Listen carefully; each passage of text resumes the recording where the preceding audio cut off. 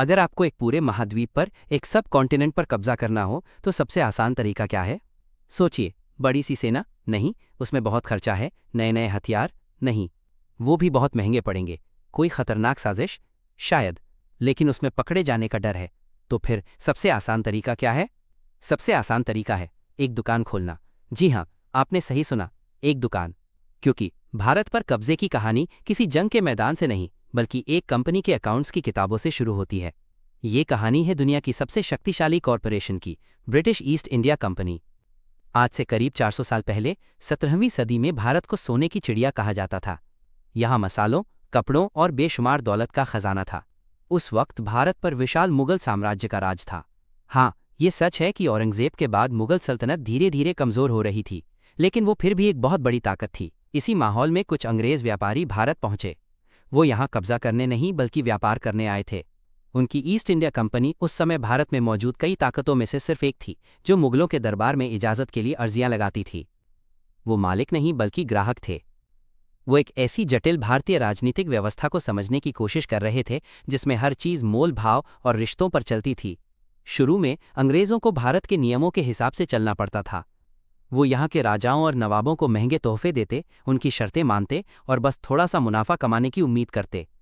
उन्हें समझ आ गया था कि भारत कोई खाली मैदान नहीं है, बल्कि एक भरा पूरा जटिल और शक्तिशाली देश है।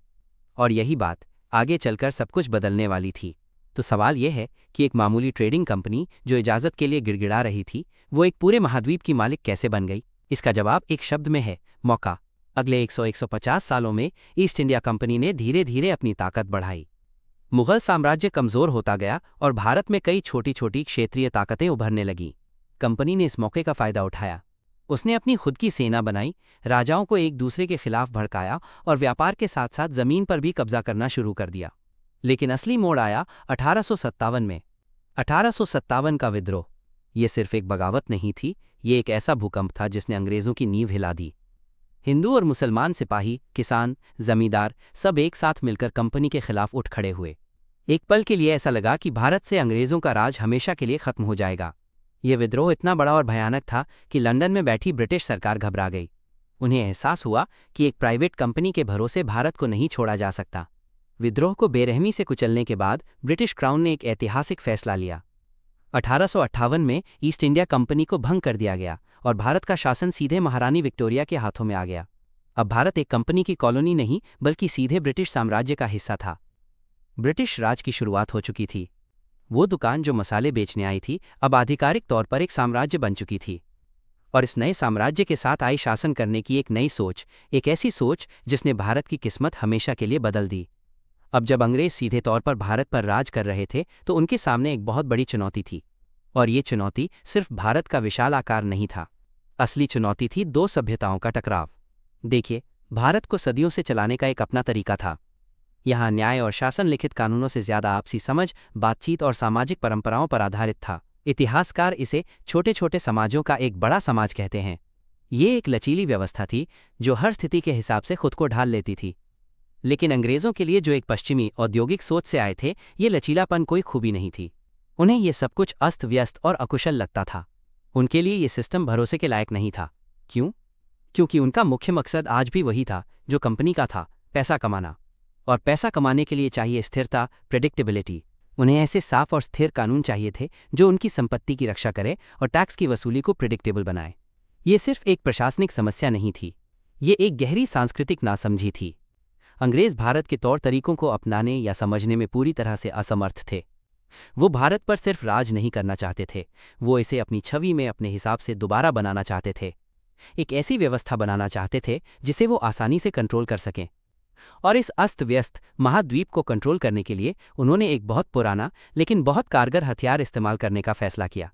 तो आप एक ऐसे विशाल और जटिल देश को कैसे नियंत्रित करते हैं जिसे आप समझते नहीं हैं? खासकर तब जब आप 1857 के विद्रोह के बाद इस बात से डरे हुए हों कि यहाँ के लोग फिर से एक हो सकते हैं। इसका जवाब था एक सदियों पुरानी रोमन रणनीति, बांटो और राज करो। ये सिर्फ एक कहावत नहीं थी। ब्रिटिश राज के लिए ये एक सोची समझी नीति बन गई। अंग्रेज़ों ने भारत को समझने का एक शॉर्टकट निकाला। उन्होंने पूरे भारतीय समाज को साफ सुथरे डिब्बों में बांटना शुरू कर दिया। धर्म के आधार पर हिंदू, मुसलमान, सिख, ईसाई। जाति के आधार पर ब्राह्मण, क्षत्रिय, दलित। इलाके के आधार पर बंगाली, पंजाबी, मद्रासी। उन्होंने जनगणना करवाई, जिसमें पहली बार लोगों से उनकी जाति और धर्म को उनकी मुख्य पहचान के तौर पर दर्ज करने के लिए कहा गया। उन्होंने कानून बनाए जो अलग अलग समुदायों पर अलग अलग तरह से लागू होते थे। उन्होंने नौकरियों और शिक्षा में एक समूह को दूसरे के खिलाफ खड़ा किया। इस नीति ने एक साथ दो काम किए। पहला, इसने प्रशासन को आसान बना दिया। अब उनके पास भारत को समझने के लिए साफ सुथरे डेटा पॉइंट्स थे। और दूसरा, और सबसे जरूरी, इसने ये सुनिश्चित किया कि भारत के लोग कभी भी एक होकर उनके खिलाफ खड़े ना हो पाएं। ये एक शानदार प्रशासनिक शॉर्टकट था। ये 1857 से पैदा हुए उनके डर का इलाज भी था और उनकी प्रशासनिक नासमझी का समाधान भी। अंग्रेजों ने भारतीय समाज की जटिलता को उसकी ताकत नहीं बल्कि उसकी कमजोरी बना दिया। उन्होंने जानबूझकर उन दरारों को चौड़ा करना शुरू कर दिया जो पहले से मौजूद थीं, और जहां दरारें नहीं थीं वहां नई दरारें बना दी। और यही नीति, ये बांटो और राज करो की सोच, ब्रिटिश राज की नींव बन गई। ये कोई अस्थायी जुगाड़ नहीं था, ये उनके शासन का ऑपरेटिंग सिस्टम बन गया। अंग्रेज सिर्फ भारत पर राज नहीं कर रहे थे, वो इसे अपनी छवि में अपने बनाए हुए डिब्बों के हिसाब से फिर से गढ़ रहे थे।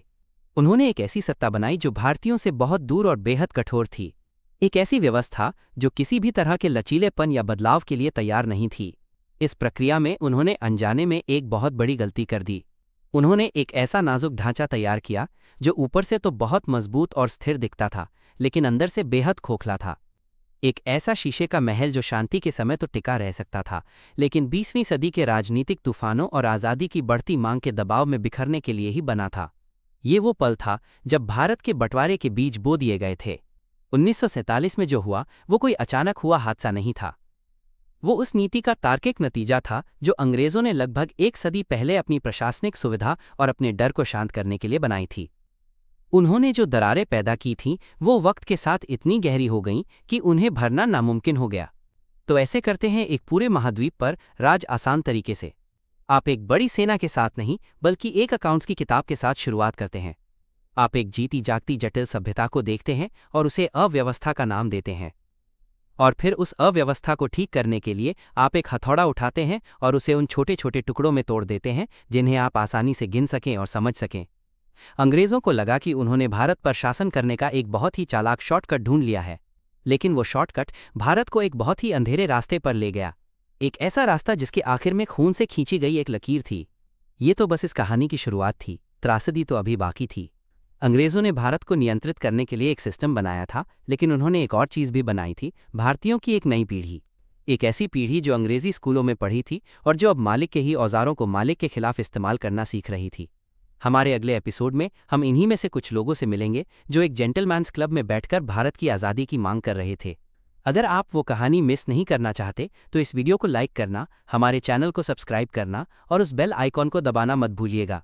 मिलते हैं अगले एपिसोड में।